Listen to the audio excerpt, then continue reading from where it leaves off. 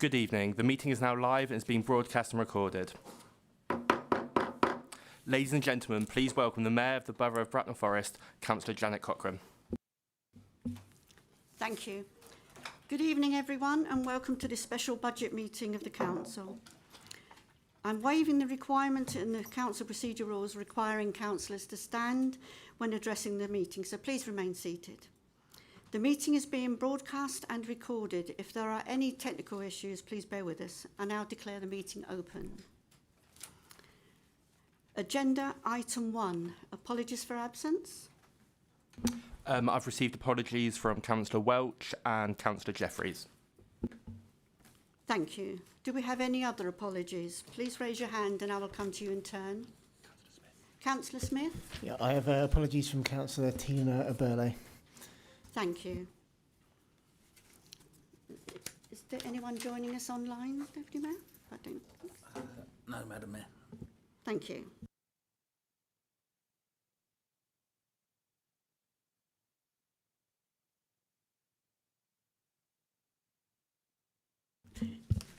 Go on. Agenda item 2, declarations of interest. The full text for declarations of interest is set out in the agenda papers at item 2. Does any councillor have a disclosable pecuniary interest or an affected interest to declare? Nobody? Thank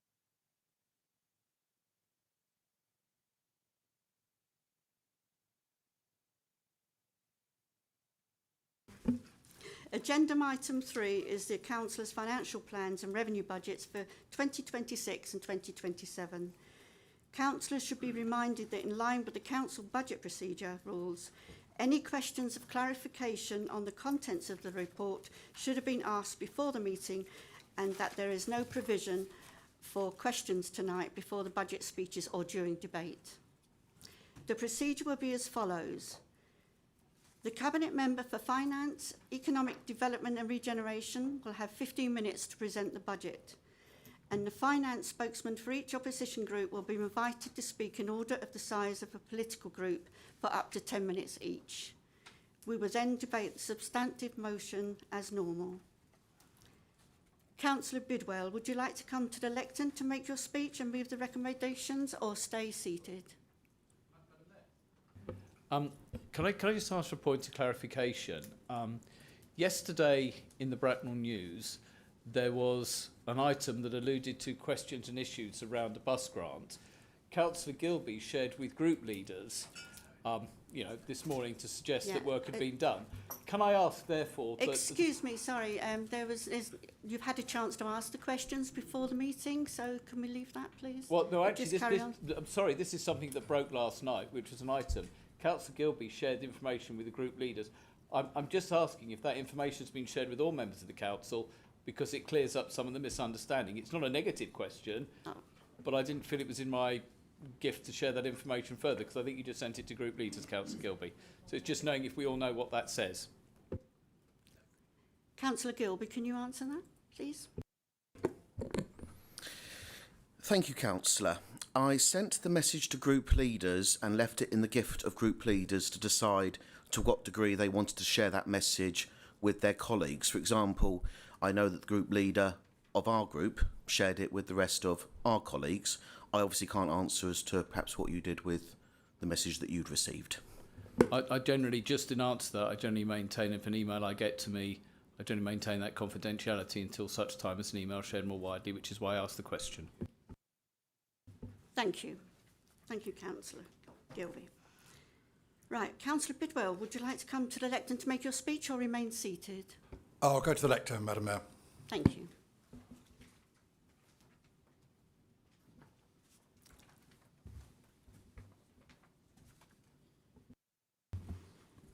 Good evening. Madam Mayor, members and residents joining us. I present Bracknell Forest 2026-27 budget. A balanced plan that protects essential services, invests in assets people rely on, and responds directly to residents' priorities. These proposals were agreed by Cabinet on the 10th of February 2026 and now come to this full council on 25th of February for final approval. comprising both the capital budget for 26-27, 28-29 and the revenue budget for 26-27, also shaped by the winter public consultation, which I know you're all aware of and hopefully contributed to. Capital budget. I'll start with that first because it's where we get our assets. If we get our assets wrong, our roads, buildings, leisure facilities and operational infrastructure, then the services funded by revenue simply cannot function well. Capital is prevention. Resurface the road before it fails, renew the roof before water ingress escalates costs. Modernise facilities before safety and accessibility are at risk. This budget takes a preventative approach seriously, precisely to shield day-to-day services from avoidable pressures later on. For 2026-27, the Council proposes a capital budget of 12.83 million. This is funded by 8.051 million from Council resources and 4.779 million from external sources, including government grants, Section 106 contributions, capital receipts, and only where essential, borrowing. We are also updating our flexible use of capital receipts strategy for 2026-27, 2028-29, so that the one-off capital receipts can legitimately fund transformational costs that deliver future recurring savings, an approach we are using more ambitiously because of the particularly tight funding position we find ourselves in over the next 3 years. The capital budget has been developed through an asset management lens, prioritising the highest need schemes and those that directly protect service continuity. Existing multi-year commitments make a first call on resources, with a rolling programme for recurring assets needs and then targeted new schemes. In total, new capital for 26-27 spans our service areas: place, majority highways and infrastructure; communities, including leisure and community assets; and people, targeting leading learning estate works, with future year profiles set out in the 2027-28 and 2028-29, so members can see the pipeline and its affordability over time. Residents were unequivocal in the consultation: maintain our roads. 90% of respondents agreed or strongly agreed with our highways investment. The capital budget for 2026-27 sustains a strong programme of resurfacing, structural renewal and safety improvements.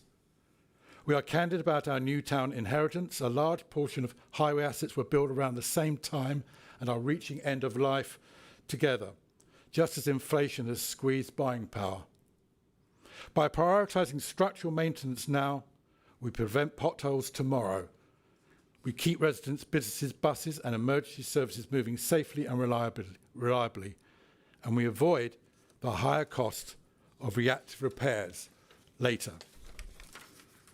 Our leisure facilities are central to health, well-being and community life. The consultation showed 59% support for continued investment.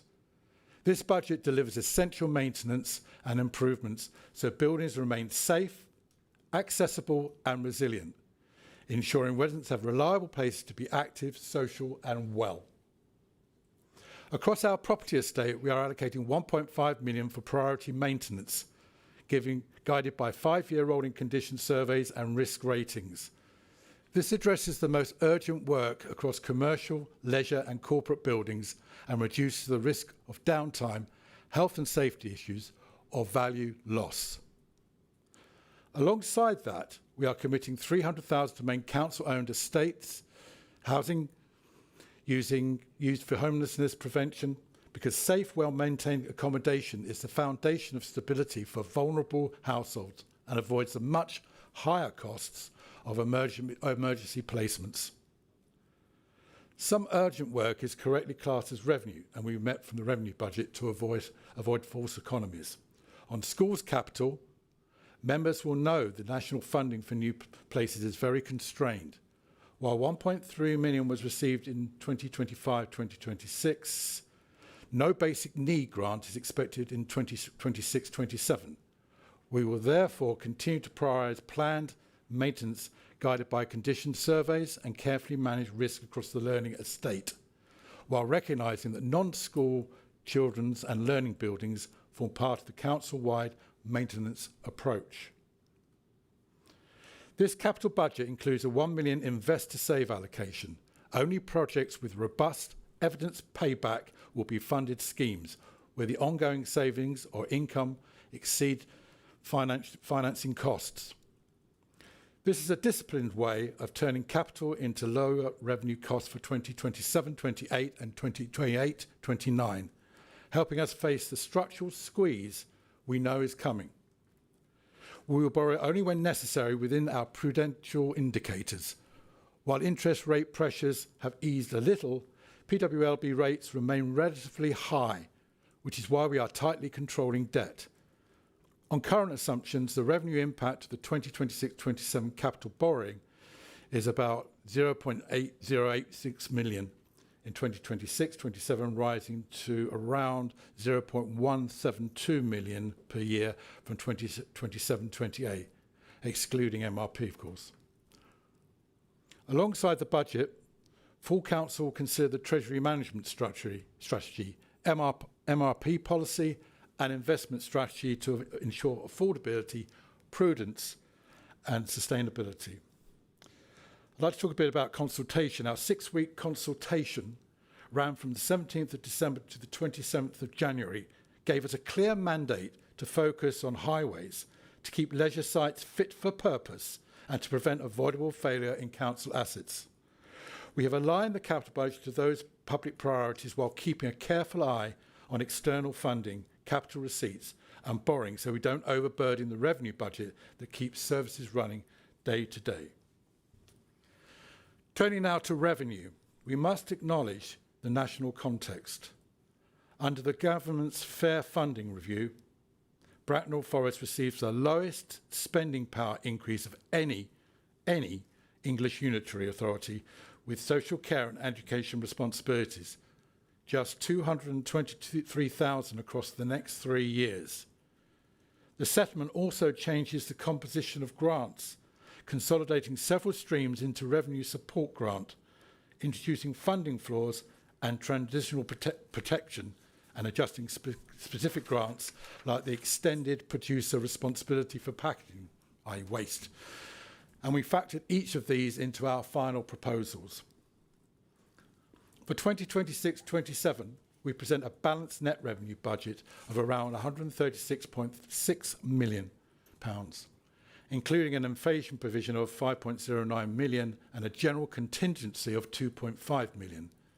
Our Section 151 officer has provided statutory Section 25 assurance on the robustness of estimates and adequacy of reserves, and we recommend maintain reserves at prudent levels given care market volatility and inflation risk. We have also reflected movement since the draft stage of the budget, informed by the local government finance settlement. Transitional protection of about 0.859 million in 2026-27 marginally offsets a weaker business rates outlook, while updated EPR income totaling 2.59 million strengthens the resources available to us next year. These are important adjustments, but they don't remove the underlying structural challenge in social care and SEND. 2 demand-led areas dominate our budget. Adult social care continues to face rising demand and complexity. More residents need support to live independently or with care packages, and the market for provision remains tight. These are statutory duties that we must and will meet. Children's services and SEND face sustained pressure, particularly in home-to-school transport and specialist placements. Investing appropriately now prevents higher costs later when needs escalate unaddressed. Our revenue budget responds by increasing funding in these areas to keep residents safe and supported. We focus savings where the public told us they should be focused, on internal efficiencies and value for money, not on frontline care. These So that's internal efficiencies and value for money that are not on frontline care. This includes restructuring to reduce staff costs, cutting ICT licences and system spend, reducing street sign cleaning, tightening street line repair budgets, ending some professional subscriptions and discontinuing the printed residents magazine, alongside recommissioning and contract negotiations for better value. These measures provide over 1.6 million of savings in 2026-27. We also use reserves and the flexible use of capacity once to enable services transformation that delivers a recurring savings.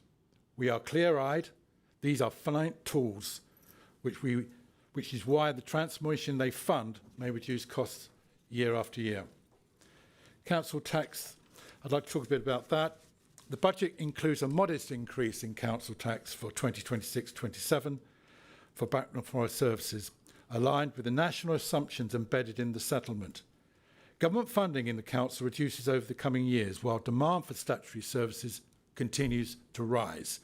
So local taxation must carry a larger share of the cost of essential care and education. The budget papers set out the council tax requirements and the banded figures in the usual way. However, our approach also reflects fairness. We will continue the £50 council tax discount for working age and pensioner households receiving council tax support, funded via the Financial Hardship Reserve. This provides targeted relief to residents facing the greatest financial pressure. By 2028-29, even with the transitional protection, maintaining service to rely more on council tax efficiencies with targeted support to protect the most vulnerable. Residents engaged constructively in the consultation, and their views are visible throughout this budget. People supporting using reserves carefully to balance and investing up front to save in future years. They supported streamlining staffing and accepted that some non-statutory services may need to reduce where value for money is lower, and they endorsed adjusting fees and charges when necessary to cover costs. Above all, residents asked us to protect adult social care and children's services, especially SEND, and to invest in roads and community facilities, and that is exactly what this budget does. Looking ahead for 2027, 28, 28, 29, the picture remains challenging. Grant support steps down as the Fair Funding Review phases through, while demand in adult social care and SEND continues to rise. Inflation is embedded in contracts, staffing and energy. Our plans rest on prevention, service, transformation, invest to save, disciplined financial management and asset protection. Because we maintain our assets well, we avoid higher revenue costs later. Key risks remain: care market volatility, placement availability, inflation above forecast, and national funding changes. We mitigated these through the 2.5 million general contingency, prudent reserves, flexible capital receipts for transformation where permitted, rigorous treasury management, and a live pipeline of efficiencies to deploy if conditions worsen. These controls and the risk assessments behind them are set out in the budget papers before you. What this means for residents, the meaning of the budget is straightforward. Essential services are protected, especially for vulnerable adults and children with SEND. Roads remain a visible priority with sustained investment in resurfacing and safety. Leisure facilities are maintained and improved to keep them safe and accessible. Council buildings receive the maintenance they need. Excuse me, Councillor Bidwell, 30 seconds. Okay. I'll finish then by just closing, Madam Mayor. The 2026 budget before you is balanced, responsible and deliverable. It puts capital first to prevent failure and protect services. Funds are raising statutory demand in adult social care and SEND. I therefore commend the 2026-27 capital budget and the 2026-27 revenue budget to full council. Thank you. Thank you, Councillor Bidwell. Is that seconded? Councillor Mary Temperton. Thank you. Councillor Templeton, do you wish to speak to the motion now or reserve the right to speak? I'll reserve, thank you.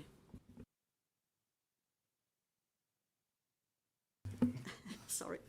I will now invite the finance spokesman of each group in turn to come to the lectern, or you can remain seated if you prefer, and each group will have 10 minutes to speak. Right. If an amendment, sorry, that's gone. Yeah, right. Councillor Allen of the Conservative Party, would you like to come to the lectern? Yep. Thank you.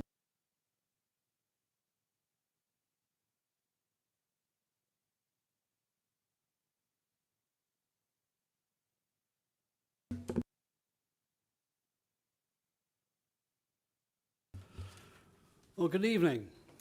What can we say about the latest budget? On this occasion, it's hard to wholly blame the current Labour administration. Bracknell Forest Council has been dropped in the proverbial by the Labour government. The so-called fair funding review from the government is anything but fair for our residents. During the last budget cycle a year ago, it was pointed out to the current administration that there was going to be a car crash of a finance settlement on its way. We now know how much of a car crash that is about to be for this council. It's what Councillor Bidwell calls a particularly tight budget position. The fair funding formula sets out the basis of the council's funding for the next 3 years. The calculations set our income, or core spending power, for the next 3 years. Note that the core spending power for year 1 will be the same in years 2 and 3. There are no inflationary increases over that period. So every pound that our residents are charged, extra pound that our residents are charged over the next few years will be taken away from us by this Labour government and given to some other, more deserving council elsewhere in the country. So the residents will pay more for less. The increase in the council's budget next year when compared to this year will be an additional 223k. That represents an overall increase of 0.16%. In the scheme of things, this is next to nothing. And don't forget, there will be no increase in the following 2 years, as this is a 3-year settlement. This is the 6th worst settlement in the country. And the councils that were worse off than we were have been given permission to increase their council tax by more than 4.99% without having to call for a referendum. So this is the lowest increase for a Tier 1 authority in the country. A key tenet of the fair funding formula is that the council will increase council tax by 4.99% every year. To be blunt, the decision to raise the council tax by the maximum amount has been taken out of our hands. If we do not, then our overall income will reduce. Why? Because the contribution from central government will be reduced for each year by the value of the council tax increase. So any increases in costs over the next 3 years can only be met in one way, through cuts to our services.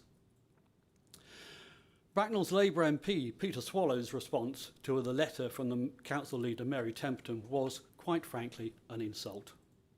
It was supposed to make it look as though everything in the garden was rosy, which is also pretty much the position that was taken by Councillor Bidwell at the recent Overview and Scrutiny Commission. Peter Swallow stated that the council had a core spending power of 135 million and the overall increase in the core spending power since Labour came to power was 7%. Whilst true, this is basically covering last year's increase. The core spending power for next year will be effectively the same as this year, 135 million. Then he states, whilst this investment is a much needed end to years of cuts, well, that's rubbish too. According to our Executive Director of Finance, it went up 22% in the last 3 years of the Conservative government, which is around 7% per year. So the first Labour settlement was on par with those. A significant part of that 7% increase over the last few years was the 4.99% increase in the council tax, which the council was allowed to keep. The big difference this year is that we're having to increase the council tax by 4.99%, but this will not increase our revenue as the government will reduce its funding by the same amount. So the response from our MP was all political hogwash. It just goes to show he has no idea what effect his government is having on our finances in this budget. Estimates put the total cost of the reduction on funding to the council over the next 3 years at about 18 million. Given that the general reserve of the council is in the region of 10 million, there is no way that the council could provide the same level of service for the next 3 years at the current level of spend. It is also worth noting that the government's finance settlement did have one major caveat. It guaranteed that our core spending power for the next 3 years would not be lower than this year. This has helped because it means that the Labour government could not take away the full value that they were expecting to take under the fair funding formula.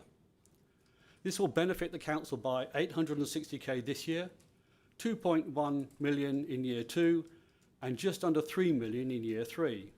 Without this guarantee, we will be looking at 24 million deficit over the next 3 years. The next year's budget will use about half of our 10 million of general reserves. Reserves can only be used once. If you plug a 5 million hole this year, then even to stay still, you'll have to use another 5 million next year and the year after. So unless you are able to reduce spending, we would run out of reserves by the end of the second year. And that would be on the assumption that there are no cost increases in year 2, which of course there will be because inflation will hit us. Spending reductions are going to be mandatory to be able to set a balanced budget for the 27-28 financial year. This year we've been enforced to include some money for consultancy fees so that an outside body can look at the council constructively to make suggestions on how we can transform our services to save money from our overall budget over the next 2 years and that we continue to provide services. It remains to be seen as to whether any transformations allow us to provide the same level of service that we currently provide or whether we're looking at real-term cuts to services. Regardless of the service level, we can guarantee that there are going to be a significant number of job losses across the council over the next 18 months. Don't forget, we have an £18 million black hole to plug.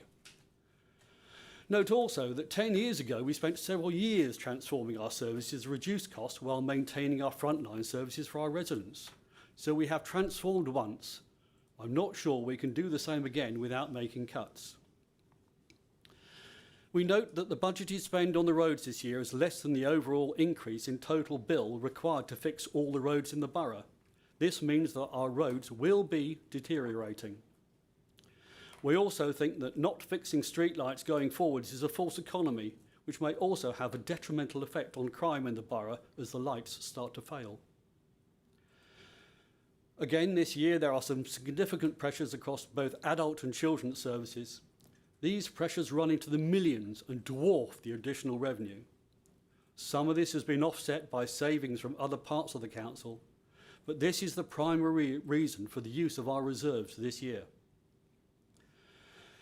There is one particular line in the budget which we do take exception to, and that is the change of use of the revenue from the recycling of metals at the crematorium. To date, this has always been passed to charities associated with bereavement. The proposal going forwards is that the money was used to cover the crematorium's expenses rather than giving the money to charity. Given where the money comes from, this is not a good look. In summary, this is not a good budget at all. There is no overall increase in our core spending power, and it uses up an unsustainably large proportion of our reserves. It is the best we can do with the settlement that we have got from the Labour government, but that is not a good deal for our residents. Thank you. Thank you, Councillor Allen.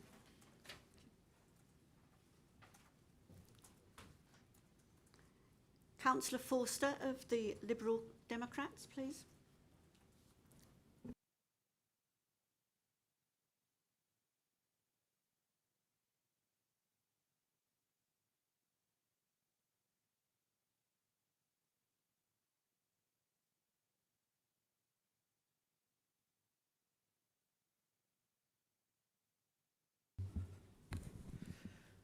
Thank you, Madam Mayor.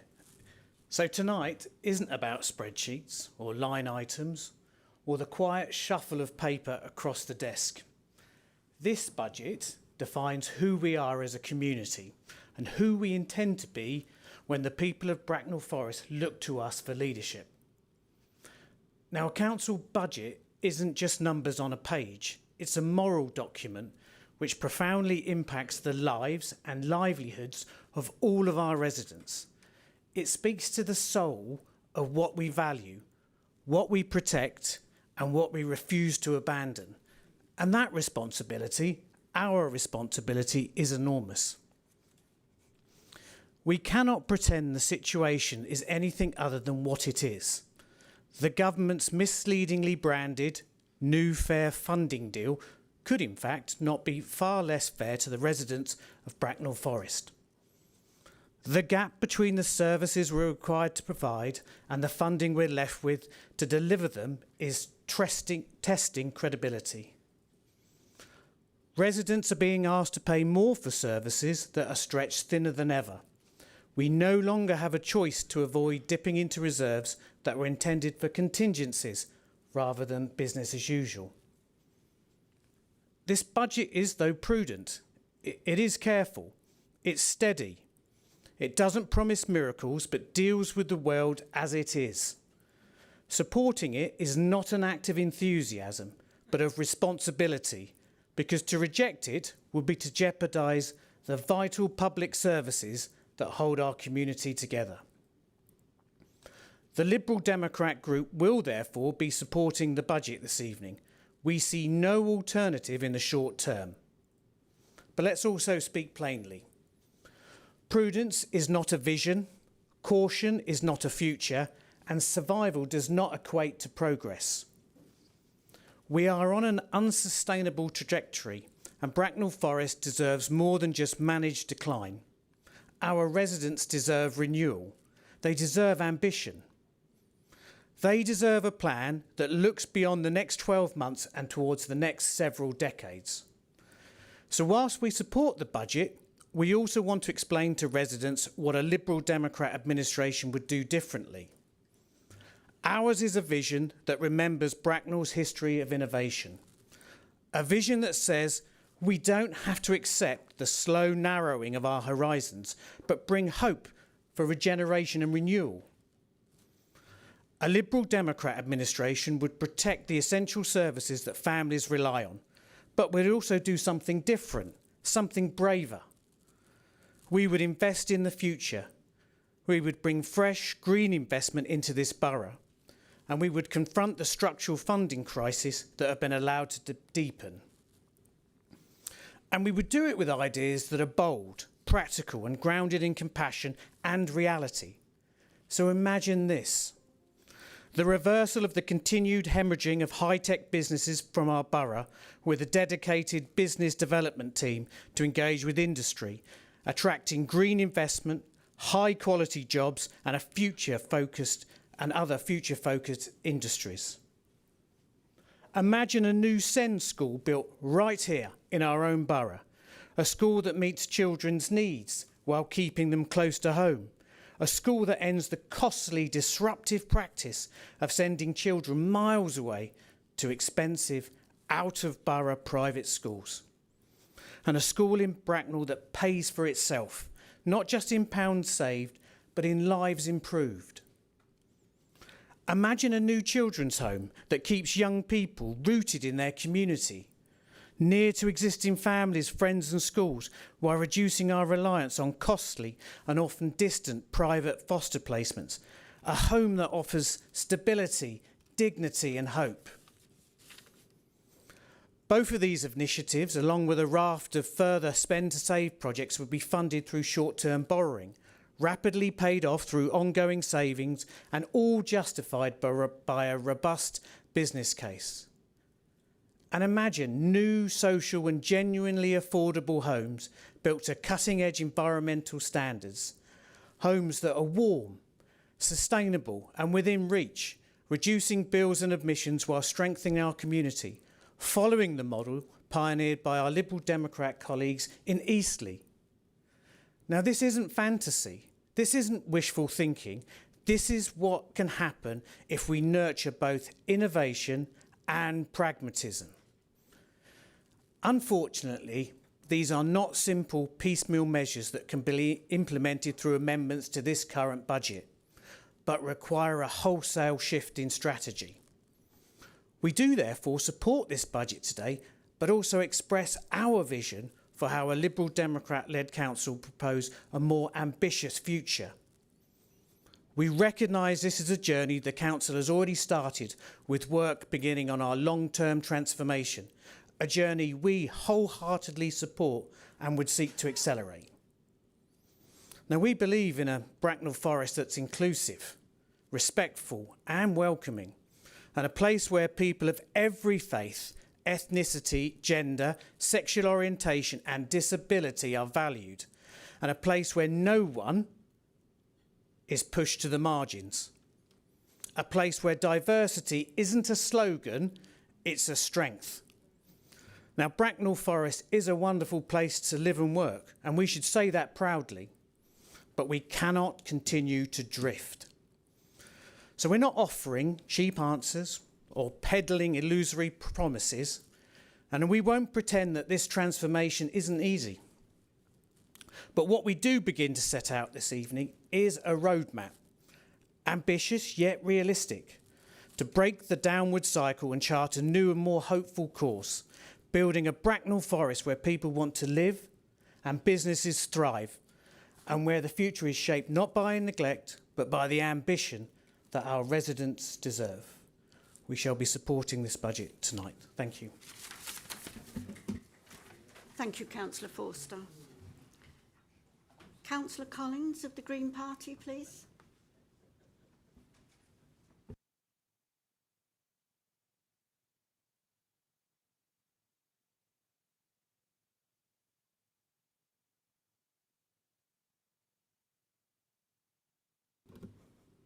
Thank you, Madam Mayor. This is the third council budget of the Green Group has considered, and we continue to see significant pressures on Bracknell Forest Council spending. Pressures such as inflation, the cost of social care for both children and adults, and home-to-school transport, to name but a few. As usual, we would like to thank officers for their work in responding to these pressures. And we would also like to thank Cabinet members and officers for taking the time to answer our budget queries. We agree that responding to rising demand for social care services for our vulnerable residents must be the highest priority for the Council. And we will support the Council's consideration of how some of these services can be transformed in the future, looking to ensure that no service loss or degradation occurs. Whilst we welcome the new 3-year financial settlement period for councils provided for by National Government's recent Fair Funding Review, which will enable better forward planning, we share everyone's disappointment, or dare I say anger, that the funding to be provided to Bracknell Forest Council over that 3-year period feels completely unfair. It has resulted in the council needing to reduce budgets over the next 3 years. We will always welcome increased financial support for areas of the country suffering greatest deprivation, and for those councils that are less able to raise funds than we are. But we must also consider our own council, which has its own challenges. Adrian and I were happy to support Councillor Temperton in lobbying national government for increased funding, but disappointed that lobbying was unsuccessful. We welcome the government's intention to manage councils' accumulated SEND deficits by paying 90% of council deficit off, and we look forward to further details on impact in due course. Given the current financial and significant pressures on council spending, the Green Group will support the proposed increase in council tax of 4.99%. We do welcome the proposed council tax discount of £50 for working age and pensioner households receiving council tax support. Greens believe that climate action is essential for the future, and we are always happy to work with others who also want action. We know climate change will impact vulnerable people more severely. That's low-income households, the elderly, people with pre-existing health conditions, and those in poor quality, energy inefficient homes and in areas with ageing infrastructure. Funding climate action is therefore essential at all levels, including in our borough. Climate action delivers benefits to our residents in terms of future cost savings on energy, and introduces measures for adapting to the impacts of climate change, such as flooding and heat, both of which are clearly visible here and around the world. We are extremely concerned about the Council's changed funding model for climate action, which could see the climate change team required to apply for grants and pursue commercial investments, rather than concentrating its efforts on delivering against the Council's excellent new climate strategy. Our particular concern is that the search for funding will slow down climate action. However, we welcome assurances from Councillor Temperton that outcomes will be regularly monitored, and we look forward to seeing the results. Stopping bus services is always disappointing, as route closures often disproportionately impact vulnerable residents, especially the elderly. A good use of public transport helps to reduce our carbon footprint. We are concerned about the seeming lack of advertising of the bus consultation which accompanied the draft budget consultation, but have received some reassurance from Councillor Gilby that users of these bus routes were subject to targeted advertising at appropriate bus stops and by the drivers of these buses. We're also pleased to see that the latest version of the bus consultation outcomes report acknowledges receipt of a 157 signature petition from Warfield Park Community Association. But we do understand these services are not well used, and the figures show that they are costly to operate. And consideration must be given to the climate impact of running empty buses. We appreciate that difficult choices must be made. Alternative and new services have been suggested, and we must be investigated further and actively promoted to residents. We welcome the Council's continued investment in highways, but ask for added emphasis on improving existing and creating new cycleways and footpaths to increase active travel in the borough. The condition of some of the roads in our ward, especially Binfield, are frankly appalling. We invite Councillor Gilby to view them, as we believe they are hazardous to drivers and cyclists alike. As Greens, we welcome proposals to reduce carbon emissions and improve air quality.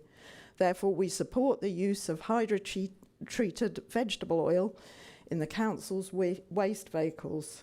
However, its use must not delay full decarbonisation of the waste fleet once practical to do so.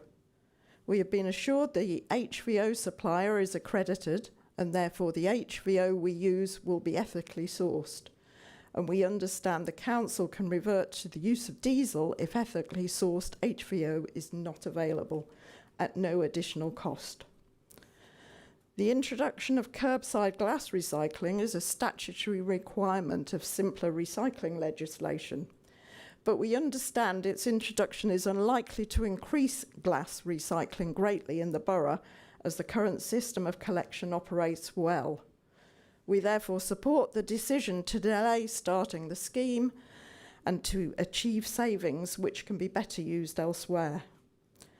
We support the essential maintenance of leisure facilities for our residents in the borough, including South Hill Park, Bracknell Leisure Centre, Coral Reef and Downshire Golf Club.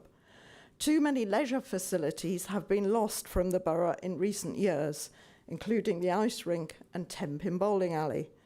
the council must continue to invest in those Bracknell Forest Council owned facilities which provide such benefit to our community. Finally, we were somewhat disappointed by the budget consultation process this year. Fewer drop-in sessions were scheduled, and these did not include Binfield or Winkfield, where the loss of the 151 and 151A bus and 299 bus services will be most keenly felt. We were, however, pleased to be able to attend the Warfield and Town Centre consultation events and held our own surgery in Binfield, where some residents did attend to discuss the draft budget. We would like to offer our assistance in shaping the budget consultation next year. In conclusion, Madam Mayor, the Green Group has considered the budget proposals for 2026-27, and we are grateful our comments and concerns were listened to. Despite some misgivings about changes to the climate change funding model and the closure of some bus routes, we will be supporting the Cabinet's recommendations. Thank you. Thank you, Councillor Collins. Councillor Eggleston, Bracknell Forest Independent Group, please.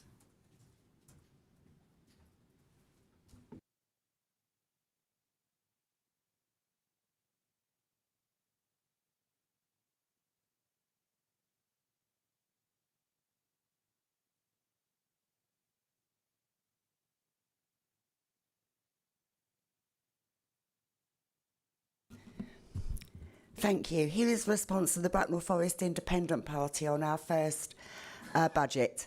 Firstly, we would like to thank the officers for all their hard work in trying to find reductions to meet this deficit. Whilst we understand the government's position on fair funding, it should not be at the detriment of other areas and our residents. And we hope this diverting of monies is carefully monitored by central government. However, with careful scrutiny, there are some things that we find difficult to agree on. Firstly, our thoughts on money going back into the council rather than to bereavement or other charities following the cremation of loved ones and any metal being reclaimed during the process. We understand that over a certain amount will still go back to the charities, with 1/11 to the Mayor's charity and 1/12 to the Royal British Legion. But in reality, it's very unlikely to go over the amount stated. We agree to having an opt-out option, but the fact that it's on a cremation form and people at a time of grieving within literally a few days after the loss of a loved one will be in a position of having to read it and tick a box and understand at such a vulnerable time. We do not believe this is in the best interests of our residents. Much of the caseload that we receive is regarding littering and fly tipping. And once again, there are no solutions being offered to these problems in the budget, apart from the goodwill of residents and volunteers who want to make our area not only look nicer, but to be safer. These volunteers have picked up many items that are dangerous and hazardous to our residents and our wildlife. We believe this cannot continue in this way without permanent solutions being offered. Ever since the administration took control, the brown bin charge has risen by £5 each year. Even the Conservatives managed to freeze this cost. This may seem minimal for some, but we have plenty of residents in Holmesbury Gardens who find that this is just another cost too much. With the cost of living crisis, rent, mortgages, council tax and general living cost increasing, this is just another burden for people who are not well off. Gardening can often be some form of only exercise that our elderly or sick residents can manage to do. These are people who fall outside of the discounted charge as they're not on pension credit or claiming a benefit. If they do not drive anymore due to cost of running a car, poor health or age, then they only have one option: to pay more for their bin.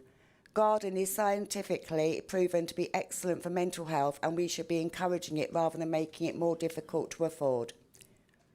Regarding the delay in mending street lighting to overall save money, consensus street lighting was put in for a reason. It was put in places for the reason for safety, and if people are having to wait longer, then that makes that particular area unsafe. The last street light that went out on a busy path in Harmanswater took over a month as it is to be repaired. That is too long before any cuts to the budget. Although we have been reassured that the lights are considered critical will be fixed quickly, we are concerned about the side roads, paths and the quieter areas will be left, and people walking, particularly in the evening and early morning, will feel more vulnerable. Also, people having to report in the dirty street signs could prove hazardous, as it's relying on people to be able to use apps or the website, or having time during the day to be able to call in. It is difficult to locate bins and signs on the paths on the map to report, as this requires a street name. In our view, this is not inaccessible enough for our residents, and we would ask for comms and a video to show residents how to use these reporting tools, especially for the paths. We do believe this will lead to a reduction of these being reported into the council. We as a party believe that if you're asking people to pay more money in council tax, then full council services should at least remain the same. You cannot ask people to pay more and receive less. Therefore, I shall be abstaining from this budget. Thank you. Thank you, Councillor Eggleston. We've not received any notice of any amendments, so we will proceed with debating the substantive motion. Does any other councillor wish to speak to the substantive motion? Thank you, Councillor White. Right. Thank you, Madam Mayor. I'm speaking as Cabinet Member for Adult Social Care and Health.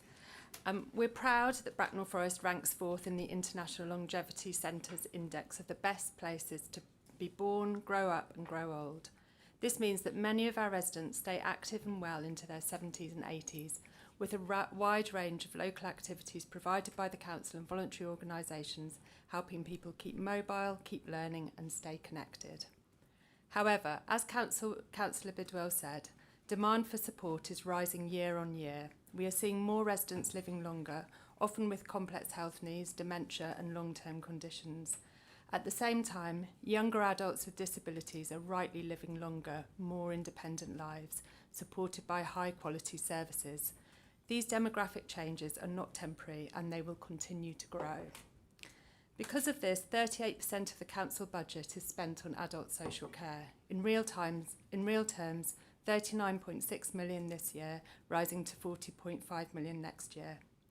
These changes in demography did not suddenly appear on the horizon in 2023 when Labour took control of the council. They were there for all to see, but the previous administration chose short-term political gain by keeping council tax low. This means our social services need to find innovative solutions to deliver quality care to more people. I don't doubt that they are up to the task.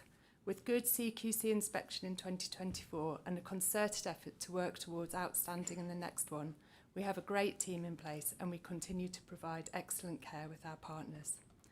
The next 3 years of funding will be a challenge, but the proposals in place for this coming year will build on initiatives to ensure that we have the best model of adult social care for all our residents in the future, whilst protecting residents currently drawing on care.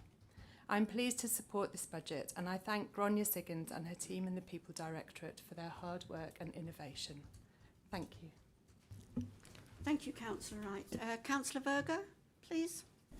Madam Mayor, thank you very much. And thank you to everyone who's helped on the budget, as the previous speakers have said, in our council.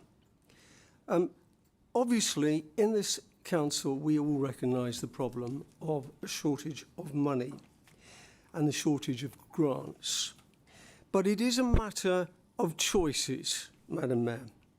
And within a budget, and I'm used to that working in television, when those are reduced, you have to deliver the same items for less, but the quality must remain. And there's always ways of doing it, I can tell you. So I'm disappointed, and I agree totally with the independent group who articulated this very well. I'm disappointed to see reduced street lighting. It is a false economy, Madam Mayor. It reduces safety for our roads and pavements. And I would ask this council to reconsider that, because I think it's leading us into the wrong direction. I think also, again, cleaning signs is important. And if this council has to reduce that, then surely we can get other help. And we must allow a freedom for other bodies to do that work, i.e. local residents, parish councils, town councils and the like. We cannot allow road safety to be injured by the fact that no one can read a sign. And I can tell you that's very dangerous at night when you come to difficult junctions. The last point I really want to make is about roads. And we all know this has come up on the doorstep so many times in this borough. And I've been to, I'm sure all of us in this room have been to other boroughs which are worse than us, much worse. But that isn't the point, because we don't want to go that way, okay? And I just want to bring one point, one fact. The A322, which is the Bagshot Road, the southbound and dual carriageway, that's towards the M3. That's between the Coral Reef and Swinley Bottom Junction. We resurfaced that road and it cost us £750,000. So you can see, if we have a budget of about 5, a bit more than 5, I believe, that isn't going to go very far. So I really think that we've got to spend more on roads if we want this borough to have good communications. And I know the choices are difficult, but it's not the point. If the roads deteriorate, it affects every single citizen in this borough and emergency vehicles. So I would ask very, very strongly that we look at this budget again and try and squeeze more money out of it. Thank you very much, Madam Mayor. Thank you, Councillor Virgo. Councillor Gilby, please.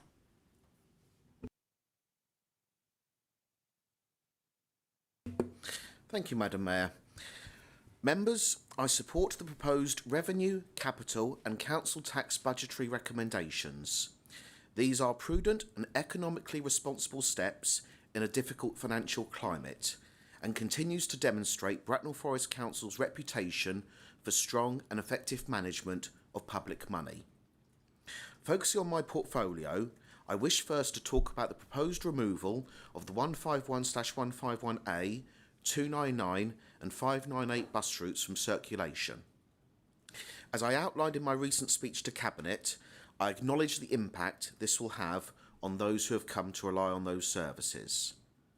However, the Council has a duty to get good value with the public's money, and as the Council report outline, these routes serve few but cost much. For example, in a typical week in November, 305 trips were made on the 151/151A, 139 on the 299, and only 73 on the 598.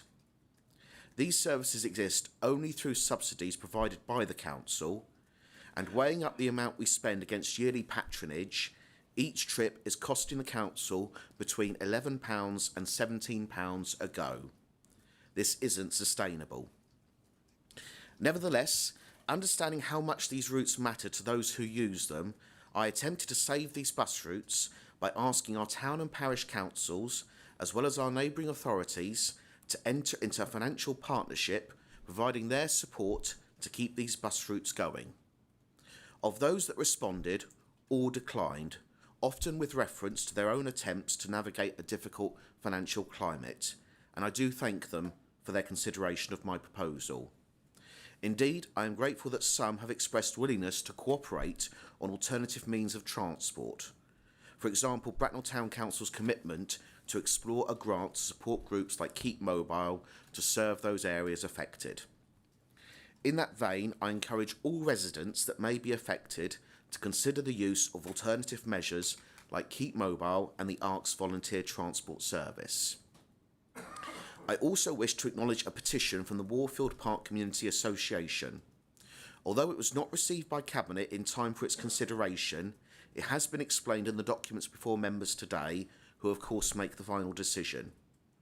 In my view, it does not materially affect or alter, the balance before us.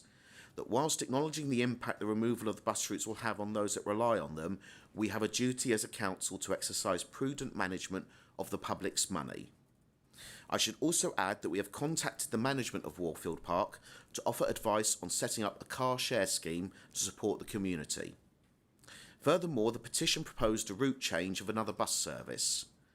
I do not have time to discuss this and the other proposals I have received for route changes, except to say that all were examined, often in discussion with bus operators themselves, and none were found to be practical at this time. As well as my ongoing commitment to support communities affected by highlighting alternative means of transport, this budget represents an exciting first step, the announcement of a supported bus review, timed for when the current contracts for subsidised bus routes expire towards the end of 2028. We inherited the current network from the previous administration, and this review is an opportunity to take a big picture look at how we maximise our resources within the funds available.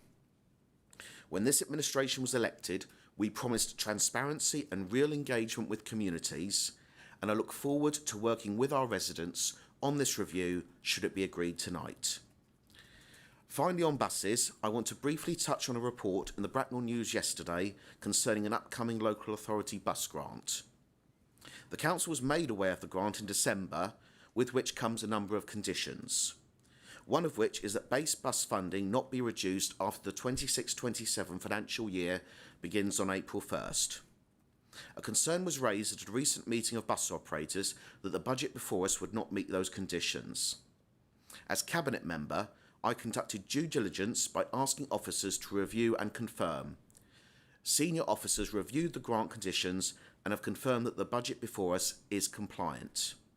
In fact, I welcome the report as a chance to showcase that we have a partner in government that is ready to support us in preserving our future-based bus funding. 30 seconds, please. Thank you.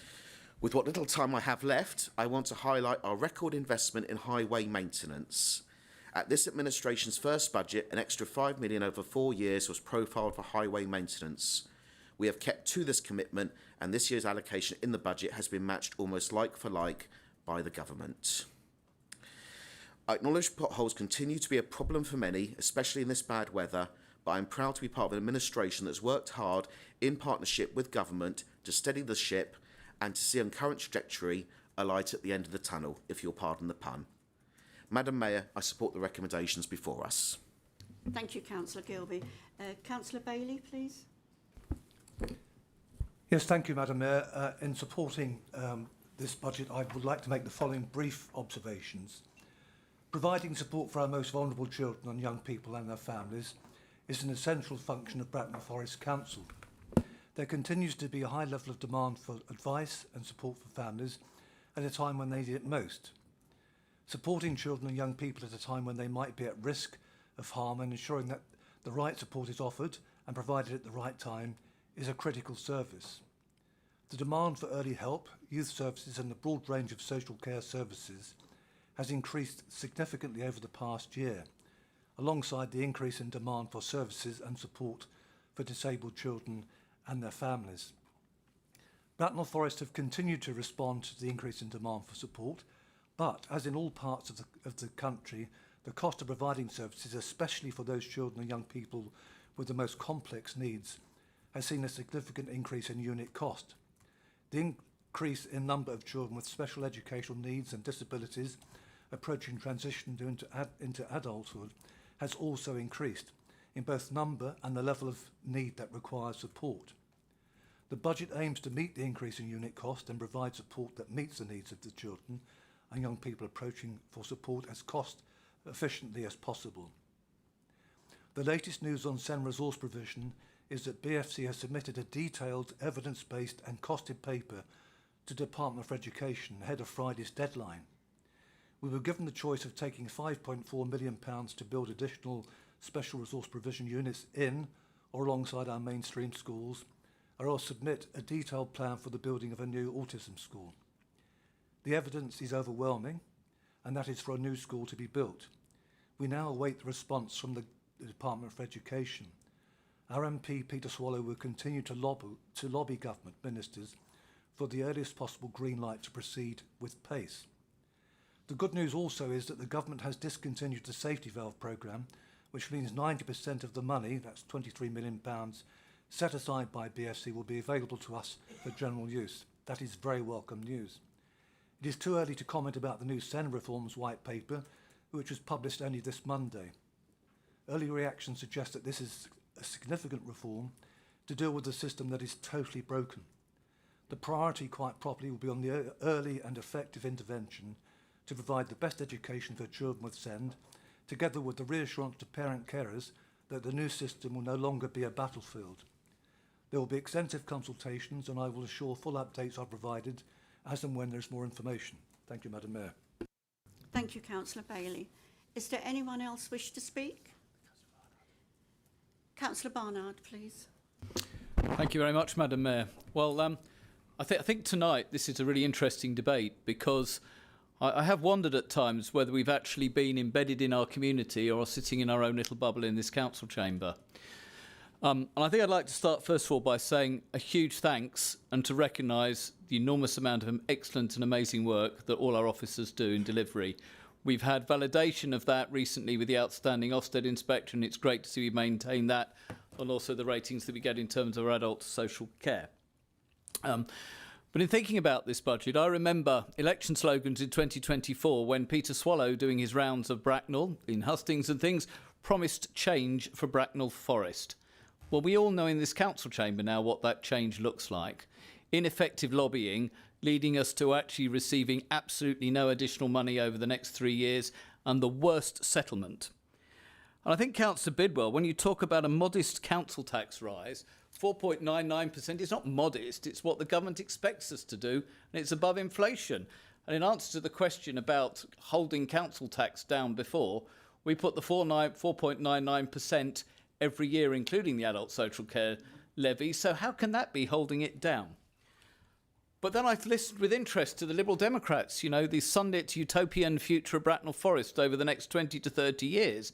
And we were reminded that their commitment is to support a special school, which we have, and I'm delighted, Councillor Bailey, that we put in the request to do that. I think it's absolutely the right thing to do.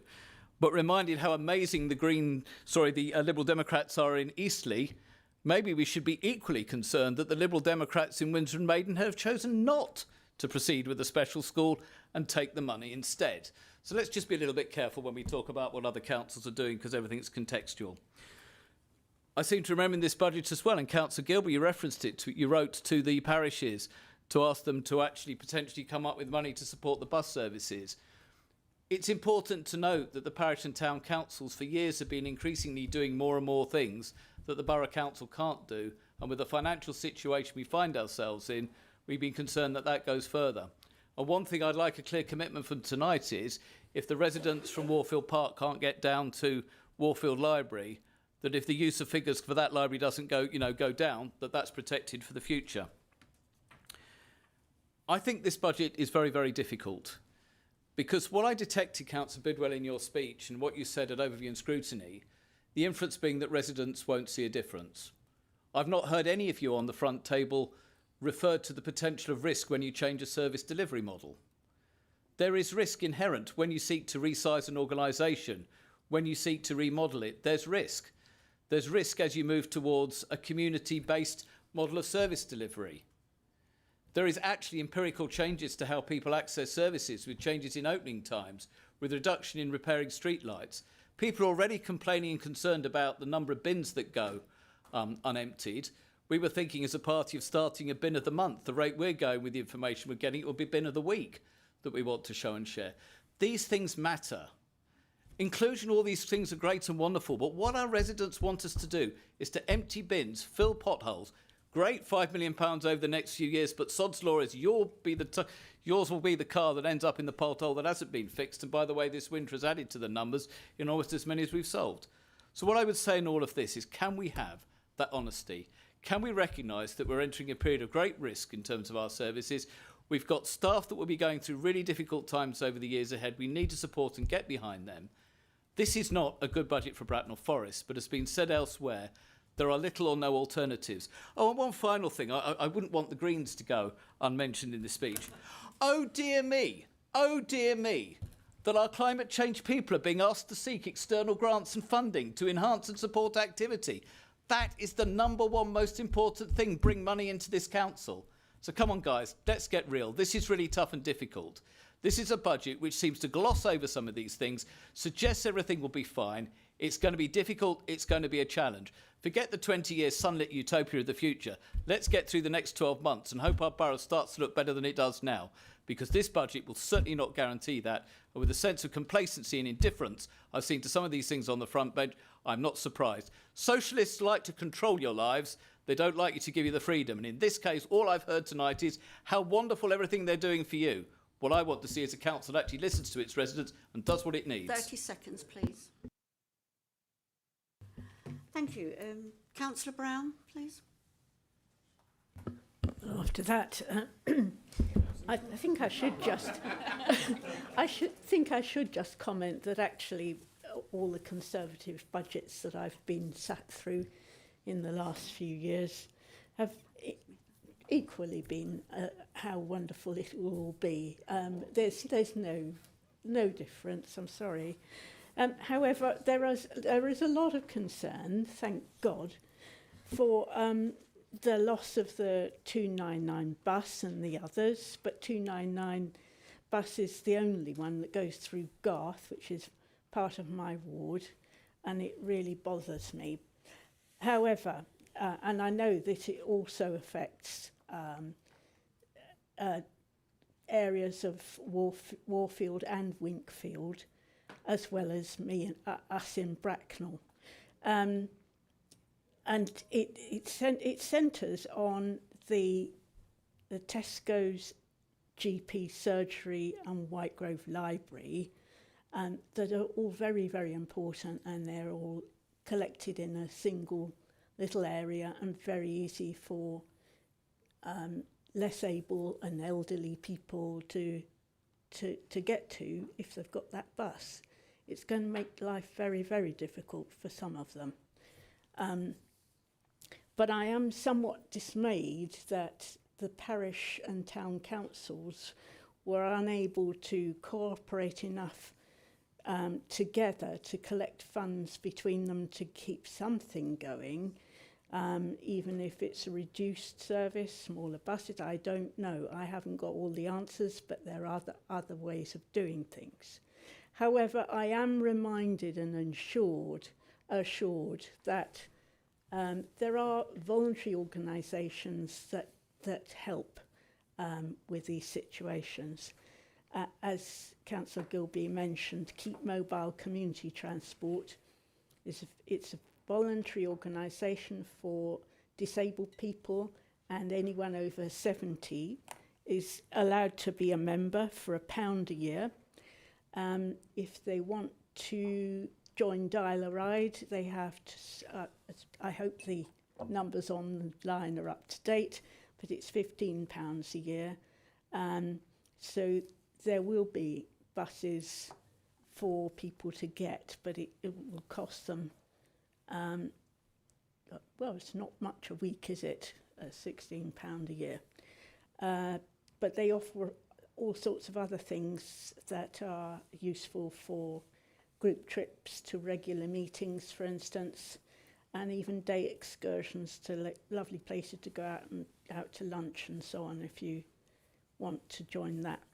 There's also the ARC Trust Community Transport Scheme that provides a special volunteer transport service to local residents who have disabilities or reduced mobility, a door-to-door transport with volunteer drivers, and I should promote that they are always looking for volunteer drivers, so if anybody wants to help that effort, that would be great.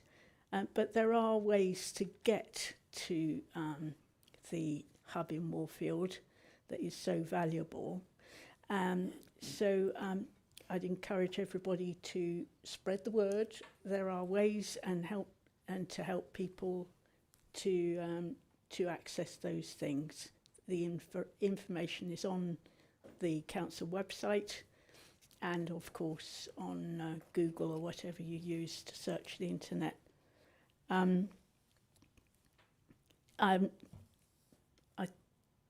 BFC does support these with funding, and hopefully a bit more funding if this is going to take off properly. As you can see, I'm extremely disappointed about the loss of the bus, because it's the only bus that goes round Garth. 30 seconds more, please. Thank you. Warfield Park, Winkfield Row, Maidens Green. It's their only bus. So that's awful, but there are ways to help. Thank you. Thank you, Councillor Brown. Councillor Purnell, please. Thank you, Madam Mayor. And I'm speaking as Cabinet Member for the Environment, Communities and Housing. You'll have seen from the papers that we are proposing to delay the introduction of curbside glass collection. Although we have previously agreed to implement this scheme in the autumn of this year, the current financial situation makes it prudent to defer the rollout until March next year, 27. This decision will enable the Council to save £380,000 in the next financial year, ensuring that we continue to manage public funds responsibly. I want to reassure members and residents that we are moving towards the implementation because the work necessary to deliver the scheme is already well underway. The trucks have been ordered and the wheelie bins as well. Our recycling glass rate is already impressive, and I'm proud to live in a borough where residents consistently demonstrate their commitment to doing the right thing. While we may not meet the original timeline for curbside glass collection, we have successfully rolled out food waste collection to every household in the borough. This is a significant achievement, and I'd like to express my sincere thanks to the dedicated and hard-working team behind its delivery. I would also like to address the increase in the brown bin subscription charge. As members are aware, prices across the board are increasing, and the cost of delivering this service continues to increase. I recognise that some members are opposed to this increase. However, we cannot justify a situation in which residents without access to a garden subsidise those that do. Many residents living in flats would love the opportunity to have a home with a garden where their children can play, but they simply cannot afford the mortgage or rent for such a property. It is not fair for their council tax contributions to fund a service they cannot benefit from. The proposed increase is modest and should rightly be borne by those who use the service. It is also simply not correct to state that this administration is not taking decisive action on fly tipping. Fly tipping is not a Bracknell Forest specific issue.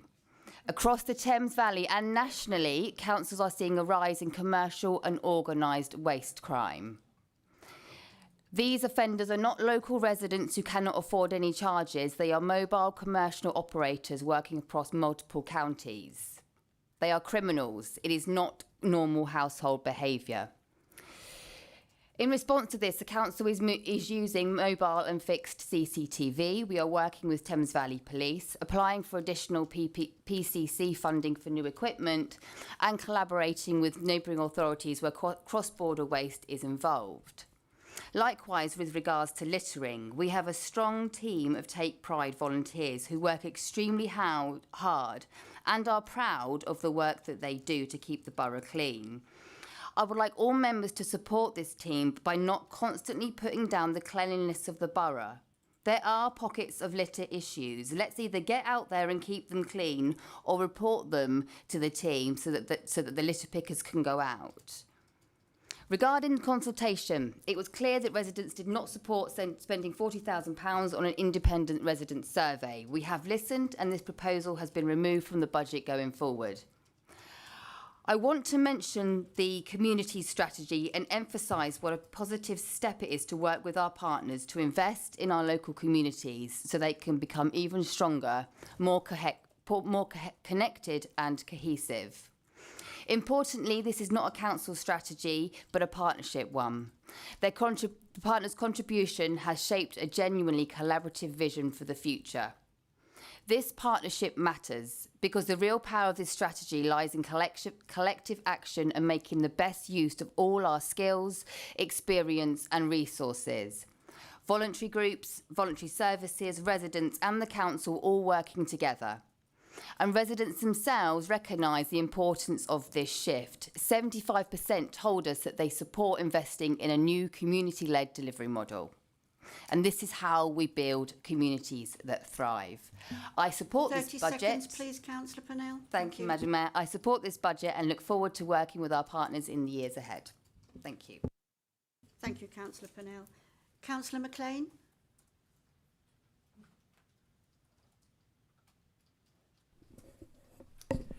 Thank you, Madam Mayor. I'm sure it was an accident that I wasn't given a microphone originally, or perhaps just an oversight, which I'm now going to correct. So thank you very much. Just before I start my main comments, I just wanted to reflect on Councillor Bidwell's use of the word modest. I clearly need to check my Oxford English Dictionary to understand his definition of the word modest. But perhaps in return I could ask him to check his copy of that dictionary and understand the word complacency. Because what we've heard tonight is complacent beyond measure.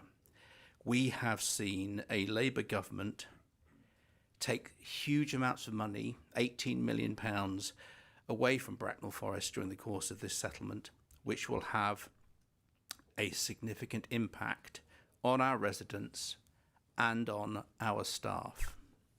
So I'd like to commend our staff for the work they've done in drawing up this budget and look forward to supporting them in the years ahead when we are going to have to make some very significant and difficult choices. Particularly regarding the bus service, the 299 bus service that Councillor Brown has referred to is a vital service to the residents of Warfield Park. I'm not convinced yet that the council has listened adequately to the needs and wishes of those people. So I would ask Councillor Gilby if he's prepared to join me in meeting the Warfield Park residents to discuss bus provision that they so desperately need.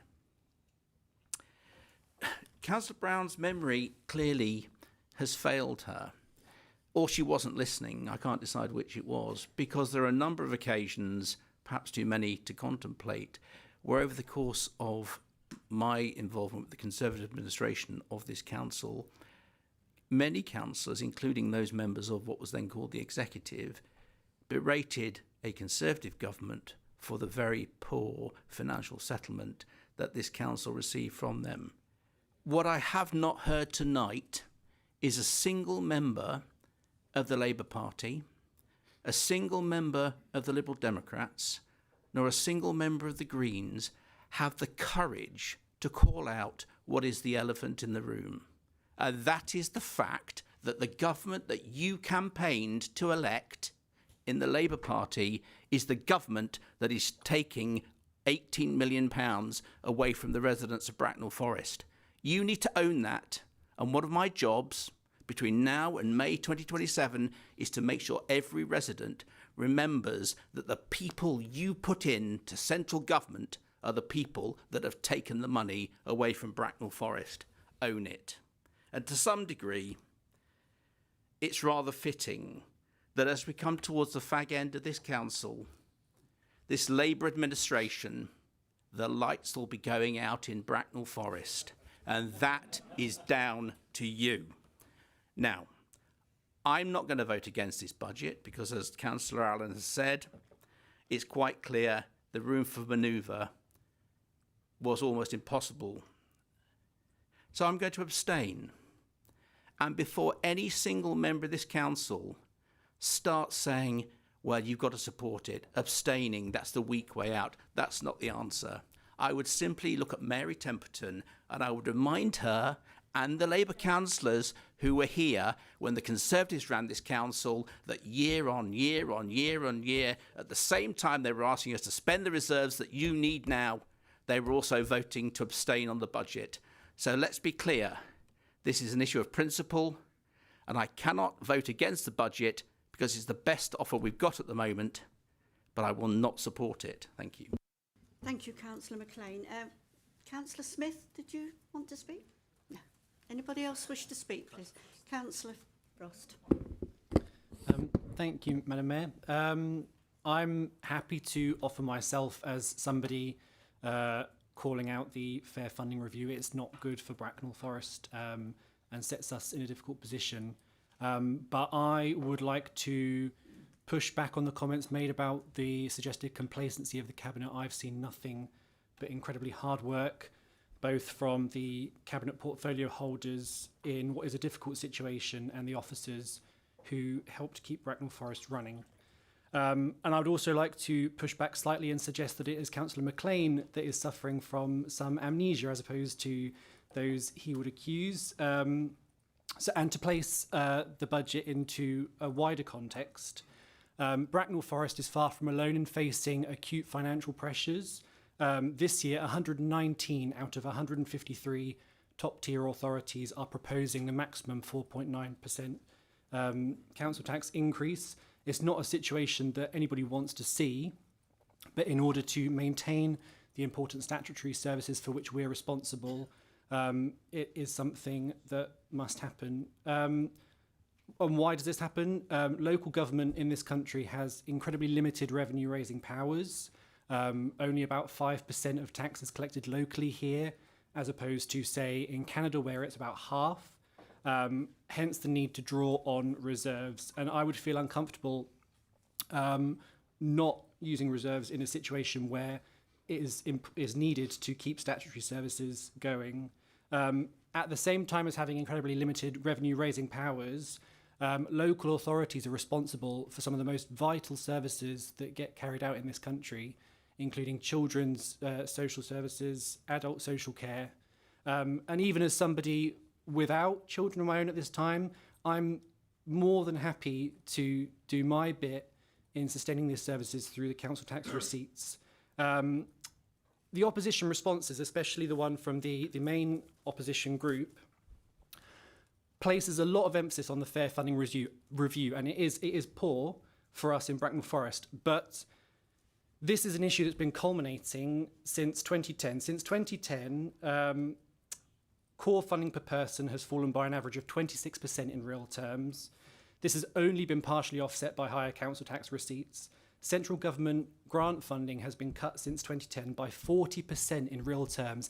That is the black hole about which we should be talking, and places us in a position where council tax actually reached a peak of being the majority of council funding by about 2020. So it is something on which we rely in a black hole created by austerity. And as much as this Labour government is facing those difficult choices, austerity was a political choice made by the Conservatives. And more deprived local authority areas faced a sharper fall, with spending power in the most deprived areas falling by a third. That's more than twice the fall that councils such as ours have faced. We're in a fortunate position in that we have a large council tax base and a higher share of more affluent people. And of course, I don't want to see us lose any money as a result of any local government funding review, but I believe this is an action by the central government to try and offset or course correct for what has been a disaster in other areas of the country. I am pleased to support this budget because I believe it does what it can to protect the vital statutory services for which we're responsible, and trying to have minimal impact in other areas. I'd like to particularly commend Councillors Wright and Bailey for holding two of those portfolios, and to the officers that support them. Thank you. Thank you, Councillor Frost. Sorry, Councillor. Thank you, Madam Mayor. I will speak now. Firstly, I'd just like to comment slightly on Councillor McLean's comments, which I feel were maybe not entirely fair. I believe my group leader was quite clear in our position with respect to the unfairness of the so-called fair funding formula. We do not pull our punches there. You know, it's very clear that this council has been very unfairly treated as part of that. We do believe, however, that we can throw our toys out of the pram and kick and scream about this as much as we like. It's the situation we're in, and we need to be pragmatic and deliver a budget which does actually serve and continue to deliver services for our residents. Complacency is a word which has been thrown around. Personally, I don't think that's fair of anybody in this council. I know my fellow councillors of all parties, and I believe you're all people of integrity, and I believe those on our cabinet, regardless of their party political allegiances and that they're different to mine, I believe every single person on that cabinet works very hard and is very committed to delivering for our residents in an incredibly tough situation. I don't believe it's complacent. I do believe that it lacks imagination and it lacks ambition, which is what the Liberal Democrats have attempted to present today. And I'll just draw, again, two of the examples that Councillor Forster presented. Building a new SEND school. It's now 2 years since we initially agreed the safety valve deal, a core component of which was that the DfE was supposed to be funding the development of a new SEND school. 2 years with no progress on that school. It's outrageous and it's unacceptable for our residents. But beyond that, it's financially ridiculous. Are we there? There we are. Yeah, beyond that, it's financially ridiculous. The amount of money we are spending as an authority paying for our residents' children to go and attend and receive the education they need at schools outside of our borough is staggering. And if the DfE won't fund the school, we should fund the school because it will pay for itself. The mathematics are not complicated. In a reasonably short period of time, that would pay for itself. Similarly, social housing. We have massive lists for social housing. This is a massive issue for our residents.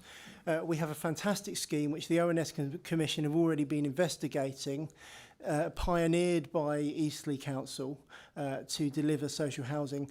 They're very clear, funding is not the problem for this. It is imagination and it is ambition to deliver it. When you pursue the right ways, these are schemes which pay for themselves in the long term because they reduce costs and better support our residents. These are the kind of initiatives that we need on this council now more than ever. And it's increasingly important that we get on with this because the smaller our reserves become, the harder that becomes to deliver. You can't borrow money when you're on the ropes financially to deliver these kind of things. So we need to act. We need to do it now. We need to move fast. Thank you, Councillor Smith. Before I ask Councillor Temperton to speak to the motion, are there any more questions? Councillor Temperton. Thank you, Madam Mayor. Having read through all the 133 responses to the budget consultation, including some detailed responses, I would like to thank everyone who took the time to respond, including the Conservative Group, the Liberal Democrat Group and the Green Party Group. We've read all the responses and any changes made to the original draft budget that went out to consultation can be found on the agenda, page 22. Many areas were really supported. The areas contested were security measures, resident surveys, HVO fuel, and the metal recycling from the crematorium and cemetery. The security measures are recommended from an audit, and I think we owe it to our staff to provide these to enable them to work in a secure and safe environment. The comments that refer to the resident survey suggested that we could do this better face-to-face, continuing on from last summer's survey on the community strategy, where over 2,400 residents contributed. There were several independent reports to refer to too, including the one that declared Bracknell Forest the 4th best place in the country to be born, grow up and grow old. As leader, I have also emphasised the promise to take the council to the residents, and so we will continue to ask our residents to tell us their concern, and as ward members, we will coordinate the issues throughout the borough. This will save 40k. The trial of the hydrogenated vegetable oil in one refuse truck was very successful, saving 90% of the carbon dioxide emissions compared to diesel. No modifying changes have to be made to the vehicles to swap the fuel source. I confirm we have guarantees that the HVO fuel contains no palm oil. I confirm that because of the popularity of this fuel, if it becomes less available, then we could return to diesel. Many residents gave very positive and detailed feedback supporting our climate change strategy. Reducing our carbon emissions is a very important part, and we will include this item in the budget. There was criticism of proposed change in the funding the climate change strategy to a business model where income will be sought. I want to reassure all that there will be regular reports of the success of this model to ensure it is sustainable and will not slow down the pace we have set. As far as the recycling of the metal from the crematorium, this is every family will have a choice. It is not something they have to do. The cemetery and the crematorium are one of our most sensitive areas. Inflation in ground maintenance, utilities and staffing is real. Using up 50k of metal income is the least harmful option. We can use the surplus contained in it to support charity giving, the Mayor's Charity and the Royal British Legion. The lights will not go out in Bracknell because once reported in, they will be fixed, as indeed will any graffiti on any of the road signs. I would like to thank all the staff for their input in devising this very, very difficult budget. Having to recommend using half our available reserves to balance it is not a position we wanted. We fully comprehend that once the balances are used, the balances are gone forever. The fair funding review was to readjust the local government settlement to reflect deprivation.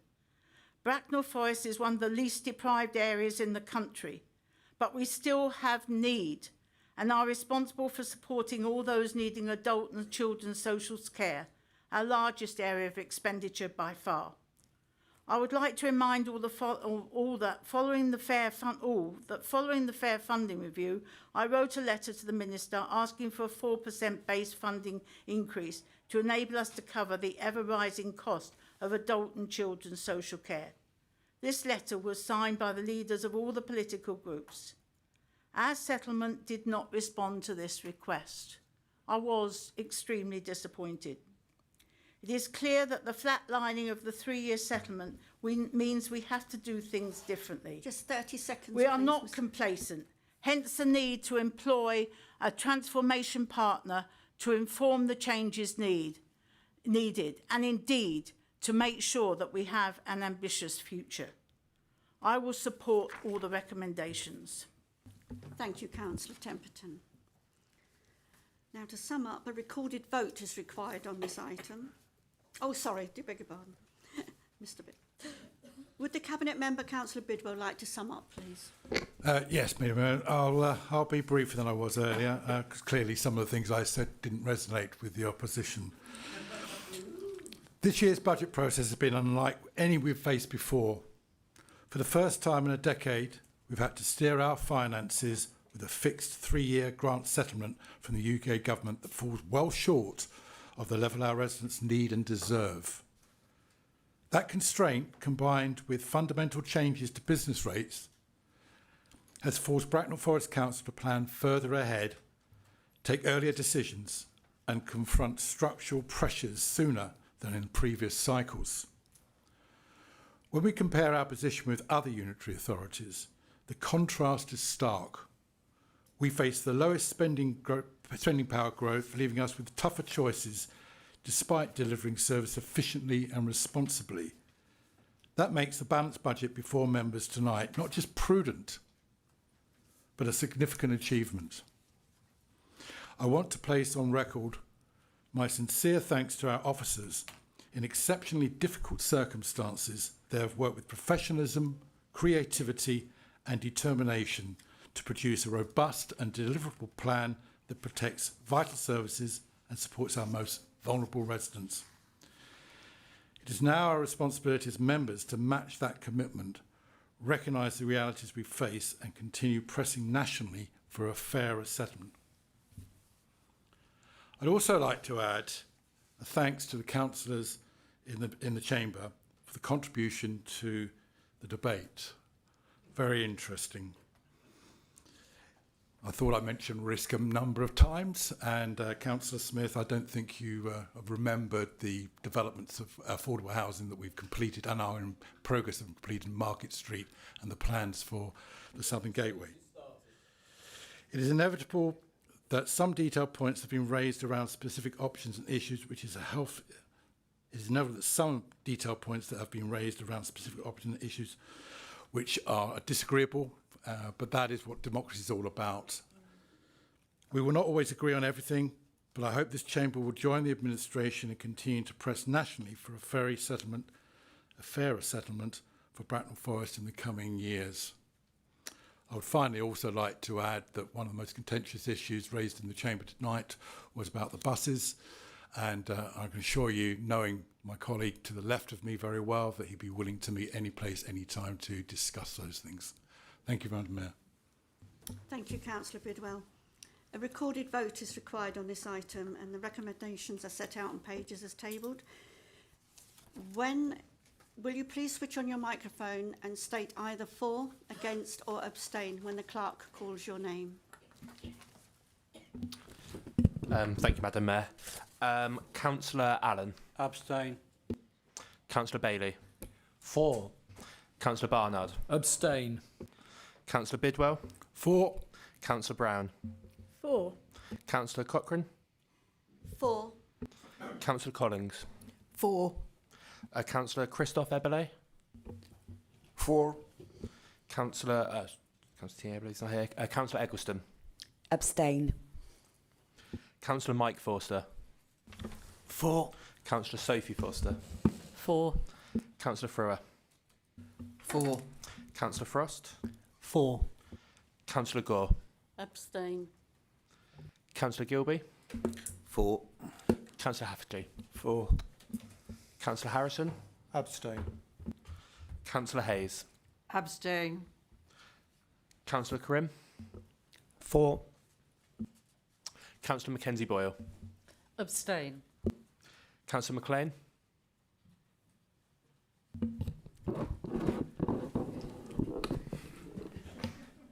Thank you. Abstain. Councillor Mossam. Abstain. Don't need. Councillor O'Regan. For. Councillor Penfold. Councillor Pickering. For. Councillor Pressland. For. Councillor Pennell. For. Councillor Robertson. Abstain. Councillor Smith. For. Councillor Temperton. For. Councillor Kath Thompson. For. Councillor Philip Thompson. For. Councillor Virgo. Abstain. Councillor Watts. For. Councillor Webb. For. Councillor Wright. For. And Councillor Zahiruddin. For.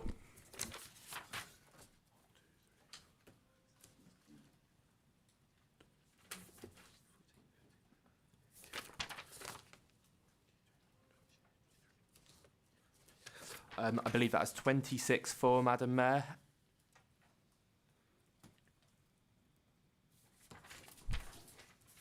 And 11 abstentions. Thank you. Sorry, that was carried. Thank you, everyone. Thank you, everyone, for attending this evening, and now declare this meeting closed.